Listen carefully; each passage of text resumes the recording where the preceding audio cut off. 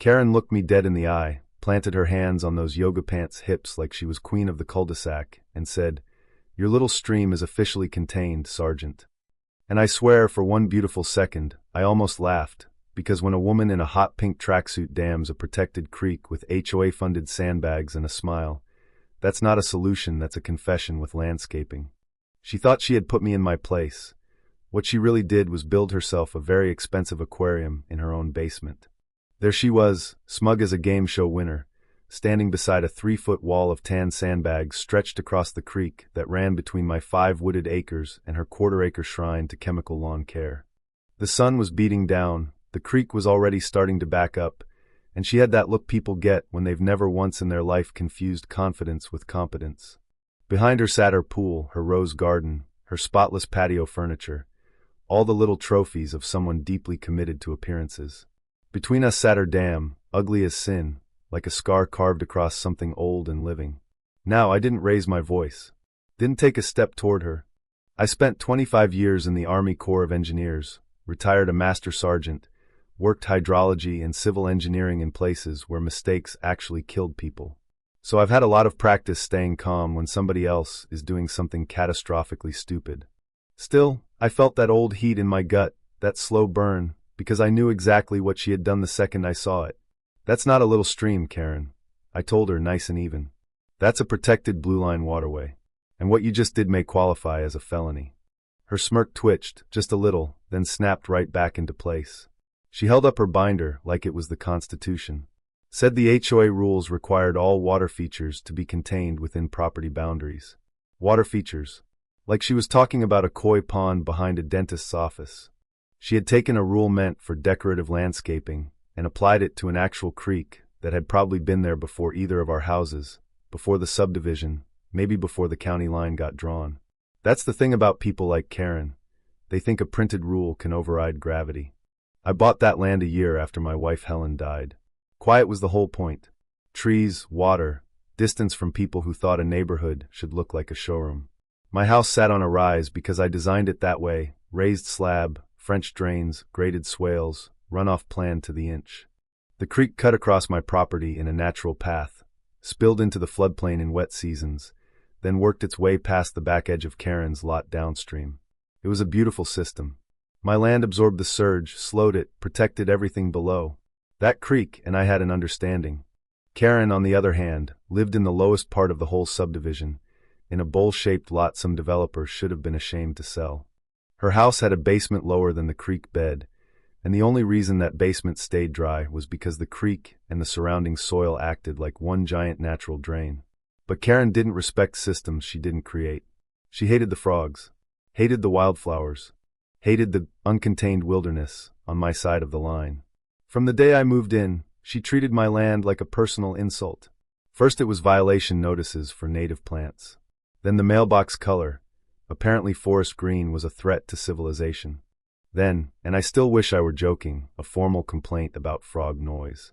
I answered every time with registered letters, sections of bylaws, state exemptions, wildlife statutes. Always polite, always calm, always right. And apparently that drove her absolutely crazy. Then came the beaver. A young one had wandered down from the preserve upstream and started building a little dam. Honestly, it was kind of magnificent. Tiny engineer in a fur coat, just out there working with purpose. The water level rose a bit behind Karen's lot, nothing dangerous, nothing that touched my house. But to Karen, that was the final outrage. She called animal control, the police, probably the governor's cousin for all I know. Demanded I remove my vermin. I explained that it was a protected wild animal, and also, this part seemed important to me, not mine. So she did what small-minded tyrants always do when reality won't obey them. She declared war on reality. After she finished her little speech that afternoon by the creek, I didn't argue. I just nodded once and walked away. Let me back up a sec. That wasn't surrender. That was strategy. You don't interrupt somebody while they're making the biggest mistake of their life. Back in my study, I stood at the picture window and watched the water pooling against her sandbags. The creek had gone from lively to still in less than half an hour. That's never a good sign. I checked the weather forecast and nearly smiled into my coffee. Big storm system coming up from the Gulf. Heavy rain. 3 to 5 inches, maybe more. A serious event. Karen had picked the driest stretch of late summer to play civil engineer. She had no earthly clue what that creek could do with a little help from the sky. I pulled every file I had: plats, USGS topography, construction plans, drainage maps, developer records, environmental designations. Spread them all over my desk. My house sat high. The creek sat lower. Karen's basement sat lower still. Once she blocked the channel, the water wouldn't magically disappear. It would saturate the banks, load the soil, then look for the lowest point available, which happened to be the room where she probably stored her Christmas decorations and self-importance. Then I wrote her a letter. Not an emotional letter. Not a threatening one. The kind of letter that's worse than angry, factual. Professional. Cold. I spelled out exactly what she had done, exactly why it was illegal, exactly what the forecast said, and exactly what would happen if she didn't remove the obstruction immediately. I made it crystal clear that I was warning her as a retired Army Corps engineer with hydrology experience, and that any damage to her property would be a direct result of her own actions. I mailed one certified copy and hand-delivered the other. She took it from me on her porch while sipping iced tea like a plantation villain. Didn't even read it. Just narrowed her eyes and told me she wasn't afraid of my fancy letters. I told her I wasn't asking her to be afraid. I was asking her to be intelligent. Yeah, that didn't go over great. After that, I moved to documentation. Cameras. 3 of them. One wide shot from an oak tree catching the creek, the dam, and her house. One close on the water level with a marked measuring stick. One aimed discreetly at her basement window wells. If it wasn't written down, it didn't happen. If it wasn't recorded, it would be argued. I was done arguing. Then came the twist I didn't expect. Karen had left a whole trail of casualties behind her. I started talking to neighbors. George, the retired accountant, had been fined over a bird feeder because it attracted vermin. The Rodriguez family got threatened over a portable basketball hoop because it was apparently an unapproved permanent structure, which is a pretty wild way to describe something with wheels. Another family got hit for holiday lights 2 days late. One man got cited for putting out his trash too early. She'd been running the neighborhood like a tiny suburban dictator with a clipboard and unresolved issues. But the real surprise was Sarah Jenkins, the paralegal across the street from Karen. When I knocked, she opened the door and said, "You're here about the creek, aren't you?" Turns out Sarah had been documenting Karen for 2 years. Notices, threats, selective enforcement, intimidation, everything.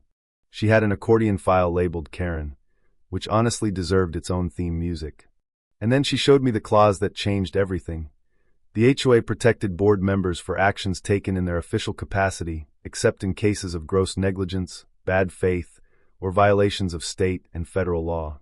Karen thought the HOA and its insurance policy were a shield. They weren't. Not anymore.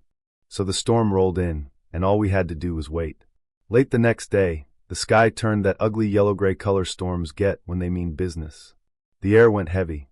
The birds went quiet. I checked the drains one last time, made sure my place was ready, poured coffee, and sat by the window like a man attending the strangest opera of his life. Then the rain hit. Not rain, really, a vertical assault. Sheets of it. Roof rattling, tree bending, thunder-cracking chaos. Through the downpour, I watched the pool behind Karen's sandbag wall widen, darken, rise. 10 feet, 20 more. My land handled it beautifully. The swales ran exactly as designed. French drains hummed. I stayed dry. Over at Karen's property line, though, the water hit the wall, paused, and started thinking. That's what water does. It thinks. It pressed. It saturated the banks. It turned the soil to soup. Then, instead of overtopping the sandbags, it slipped around the side in a muddy trickle. That trickle became a stream. The stream became a fresh-cut channel right through her flower beds and across that perfect lawn of hers, and then, almost elegantly, it made a sharp turn toward the side of her house. Straight for the basement window wells.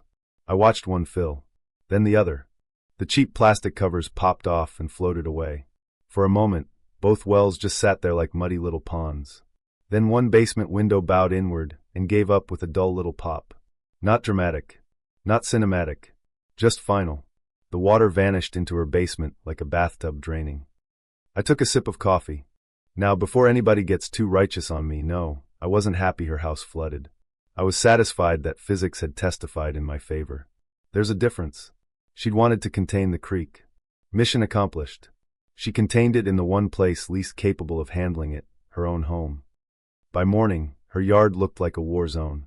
Mud trench cutting across the grass, flower beds obliterated, basement swallowing water with a steady gurgle. My side looked wet, sure, but stable. Peaceful even. Then came the scream. Lord have mercy. That scream could have stripped paint. Karen came stomping through the mud in that same pink tracksuit, now splattered brown, hair wild, pointing at me like she'd discovered the devil on a deck chair. You did this, she yelled. You flooded my house. I just leaned on the railing and let her burn herself out. Then I told her, calm as Sunday morning, no, Karen. You did this. And I have it on video. You ever watch somebody's confidence die in real time? It's something. She called the police. Young officer showed up, got the full performance from her, then came inside with me and watched the footage. The dam, the rising water, the channel carving through her yard, the basement taking the hit. Then I showed him the warning letter, the maps, the elevations, all of it. Kid got it right away. So her wall caused the diversion? Precisely. He went back outside and told her it looked like a civil matter, and that if anyone had an environmental problem on their hands, it might be her. That one nearly dropped her where she stood. From there, things moved fast. Sarah and I sent a full evidence package to environmental regulators. We notified the HOA's insurance carrier that Karen had acted in bad faith and outside legal protection. Then we circulated a petition for an emergency HOA meeting. We needed a fraction of the neighborhood. We got double that in under 2 hours. Turns out once a bully finally slips, people line up to tell the truth. A few days later, a DQ investigator showed up, took one look at the sandbag wall and the scar through Karen's yard, and said, 30 years on the job and people still surprise me with how stupid they can be. Beautiful sentence. Pure poetry. He served her papers right there at the door while neighbors watched from their driveways, pretending not to stare. Then the insurance adjuster called me. Thanked me for the documentation. Karen had tried to file under the HOA policy. Denied. Intentional illegal act. Not covered. On top of that, her behavior had put the entire HOA policy at risk. That was the kill shot. At the emergency meeting, the clubhouse was packed wall to wall. I showed the photos, the letter, the footage, then Sarah laid out the legal and financial fallout in language, so clean it might as well have been a scalpel. When the vote came, Karen lost in a landslide. 58-3. The room may as well have exhaled all at once. She was removed on the spot. Sarah became interim president. George got his bird feeder back. The Rodriguez kids got their basketball hoop back. The HOA fines Karen had weaponized got wiped out. The creek was professionally restored. Karen's own insurance denied her. The HOA insurer came after her personally. About a month later, a for sale sign went up in her yard, and she sold at a loss to a flipper. The last time I saw her, she was loading boxes into a moving truck. She looked over at me sitting on my deck, the creek flowing free again behind me. No fire left in her eyes. Just that hollow look people get when the bill finally comes due. I didn't wave, didn't smirk, just gave her one slow nod. Not cruel, just final. Now the creek runs the way it always did. Kids play outside again. Neighbors talk. The new board has common sense. We rewrote rules, got rid of the petty nonsense, and built something that actually resembles a community.